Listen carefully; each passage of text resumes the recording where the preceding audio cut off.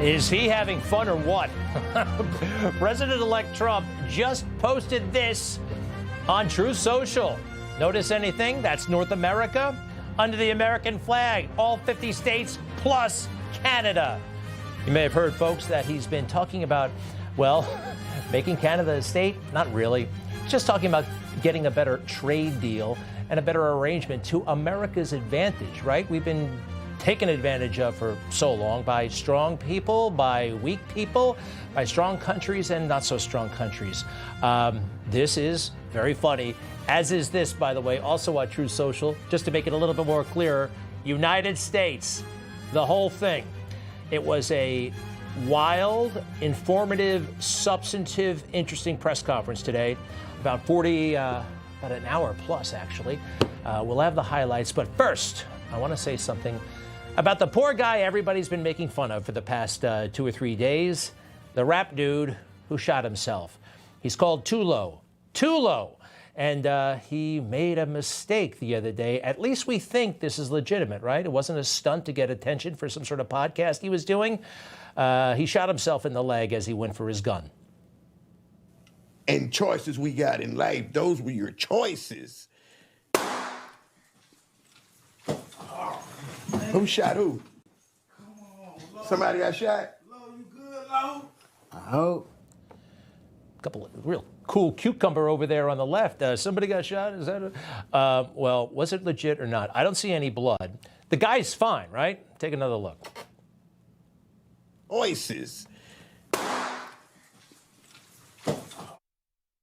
It calls to mind something actually serious.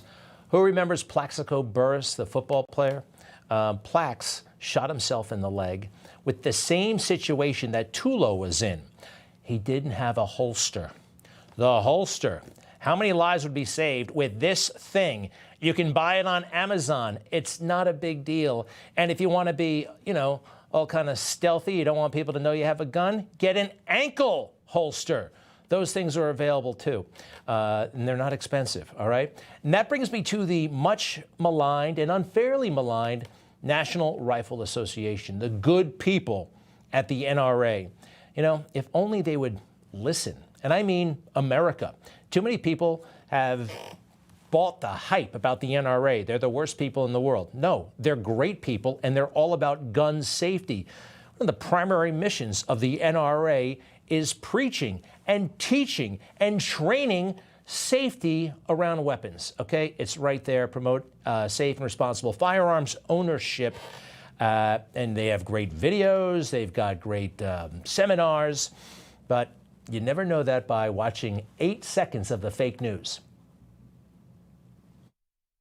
The NRA is a gun-worshiping cult that sacrifices American children to the god of gun ownership. They are about as evil as anything that has ever happened in this country. The positions that the NRA promotes and that they get politicians to promote through funding. You get the idea. You've heard it a million times. They are obsessed with the NRA, which actually does save lives. And if it were embraced by the left, a lot more lives could be saved. Just watch some of their videos. It's good stuff. And today we're going to talk about something that's really important when it comes to firearms, and that's safety. So there are 4 fundamentals. The first is all guns are always loaded. So what that means to you is that anytime... Look, these are basics that you learn in Boy Scout camp or, your dad teaches you when you're learning about guns. Unfortunately, these lessons are not being taught in the communities where guns are so prevalent and they're shooting each other, including black children, especially young black children. It is a crime. It is a crime in society that this is not addressed, that this is not an outrage. Black lives matter. Black lives only seem to matter when a white cop is involved. Then people can make money. Then people can exploit. Then people can gather attention. But when these children are killed, sometimes by other children, it doesn't matter. You're damn right. It does actually matter. And my friend there, Tulo, if he does get himself a holster and start listening to the NRA instead of bad-mouthing them like a lot of people, he wouldn't have been so embarrassed. All right, next, please. Remember when they suspended Donald Trump from all social media? right on January 6th. It was the strangest thing because he was using social media so responsibly on January 6th. He wasn't calling for violence. I've studied this, we've studied this, and he was calling for peace. Peace, but the moment he said, hey, everybody should go home, they took the video off of social media. Very strange. Well, social media, they're big tech. They are left-leaning traditionally, right? Zuckerberg made no disguise that he wanted to have a special bromance with Barack Obama. There they are, going out for the weekend, maybe camping, who knows? When it came to Donald Trump, Zuck was cold as ice, and he let everybody know it, and his big tech friends. And of course, they were messing with the algorithms, especially after 2016, to hurt Trump, to hurt conservatives. And in 2020, he spent what? $500 million trying to throw that election to Joe Biden. That's one of the reasons why he took the flag out and got on his surfboard. Anybody remember that? Like he was George Washington or something like this. This was a signal. I just saved the republic from Donald Trump. Anyway, I don't know what's going on with Mark Zuckerberg. Maybe he can be trusted. Maybe he's not trustworthy. He is young. You get to make mistakes. Today, he put out a video. We have to make sure he does all this stuff. But he acknowledged the problem. He acknowledged the censorship that's been happening. And he has some ideas about how to fix that. He stole them from Elon Musk, but that's okay. We're going to move our trust and safety and content moderation teams out of California, and our US-based content review is going to be based in Texas. As we work to promote free expression, I think that it will help us build trust to do this work in places where there is less concern about the bias of our teams. Hey, that's a big start. Going to Texas from California. Wow. All right, I like it. Next, please. We're going to work with President Trump to push back on governments around the world that are going after American companies and pushing to censor more. The US has the strongest constitutional protections for free expression in the world. Europe has an ever-increasing number of laws institutionalizing censorship and making it difficult to build anything innovative there. All right, I still like it. Now, he acknowledges the censorship that happened at the hands of the Biden administration. And that's why it's been so difficult over the past 4 years when even the US government has pushed for censorship. By going after us and other American companies, it has emboldened other governments to go even further. But now we have the opportunity to restore free expression, and I am excited to take it. Very interesting. Joe Biden encouraged censorship at home and abroad. How about that? For all that rhetoric. It was all lies. Man is about power and money and protection. I might just reactivate my Facebook. Let's face it, who's been on that thing? No, Instagram, sure, but not Facebook. He said actually the fact checkers have been destroying more trust than creating. Very interesting. We'll see. All right, also this. President Trump, 1 hour and 8 minutes at about 11 o'clock this morning, an amazing press conference down there at Mar-a-Lago. Something that Joe Biden could never do his entire administration. It was unscripted. If you had a question, you raised your hand. He may or may not call on you. And there were some really important things stated. The world is changing, and it's pretty beautiful. That all hell must be paid if they don't release the You know what that hostages. means, don't you? Well- Do I have to define it for you? Look, all No, I know hell you're not will gonna break out. telegraph If what- those hostages aren't back, I don't want to hurt your negotiation.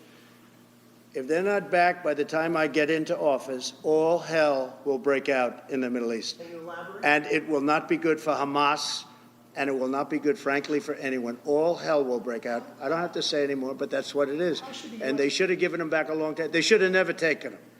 There should have never been the attack of October 7th. People forget that.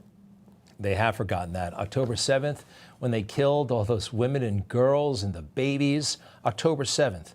Even the date, October 7th, you don't hear it. You hear January 6th, to a lesser extent 9/11, October 7th. We can't forget. I thought that was excellent. And he talked about there's a change in perception about America that's real. And he's not forgetting the promises. He's not forgetting the people. He's not forgetting anybody. In fact, he's one of the few people in America who refused to give up on the memory of Ashley Babbitt. Well, the only one that was killed was a beautiful young lady named Ashley Babbitt. She was killed, and there was actually somebody else that was killed, also a MAGA person, but people don't give it 100% credibility. I'm going to find out about it, and we're going to find out. But Ashley Babbitt was killed. She was shot. Should have never been shot. She was shot for no reason whatsoever. In fact, they say that she was trying to hold back the crowd, and the crowd was made up of a lot of different people, so we'll see. Interesting. And she was trying to hold back the crowd. He's talking about, I believe, Roseland Boyland. He wants more information. I do too. It's a very serious matter, and another victim probably in all of this. And the pardon issue. People that didn't even walk into the building are in jail right now. So we'll be looking at the whole thing, but I'll be making major pardons. Excellent. Excellent. I like it very much, don't you? I will be so relieved. Let's see. Other things. The Panama Canal. I have to tell you, I haven't thought about the Panama Canal in a very long time. Maybe since, I don't know, whenever they signed that treaty in the 1970s. I've never been on a cruise down there, never been through the Panama Canal. It looks awesome. I didn't realize it was such a hot issue, but it is. The Panama Canal is a disgrace, what took place at the Panama Canal. Jimmy Carter gave it to them for $1, and they were supposed to treat us well. I thought it was a terrible thing to do. You know, it was the most expensive structure ever built in the history of our country, relatively. It would be the equivalent of substantially over $1 trillion today. We lost 38,000 people. Think of it, 38,000 people, they died from malaria, mosquitoes. They were unable to stop the mosquitoes. They paid people 5 times more to take the job. Many of those people died. We gave it away for $1. I didn't know that about the casualties, did you? It's interesting, and I encourage this. If you watch the Trump events in their entirety, you don't have time necessarily at 11 in the morning, but over the weekend, whatever, watch the whole thing. You'll know a lot more than the fake news. They refuse. They'll just get a little soundbite and twist it and try to confuse everybody. The Panama Canal under construction. Wow. I looked it up. Yeah, tens of thousands of people were killed during this massive endeavor. And what he's talking about right now, American ships are getting ripped off. The American Navy is getting ripped off whenever we want to go through there. A special American price. And he's not going to stand for that, and I like it. They charge more for our ships than they charge for ships of other countries. They charge more for our Navy than they charge for navies of other countries. They laugh at us because they think we're stupid, but we're not stupid anymore.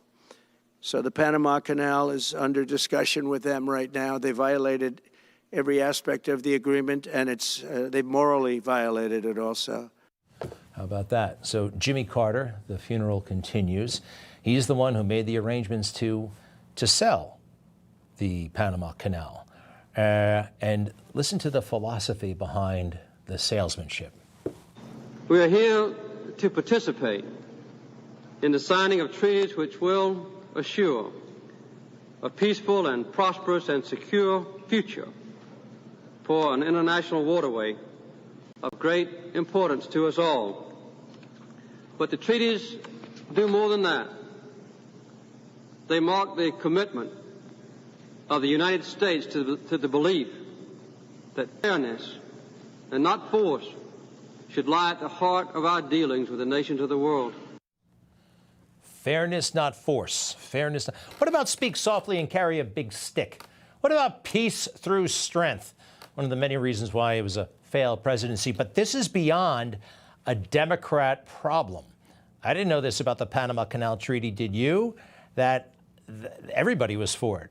I mean, the globalists, everybody. Information.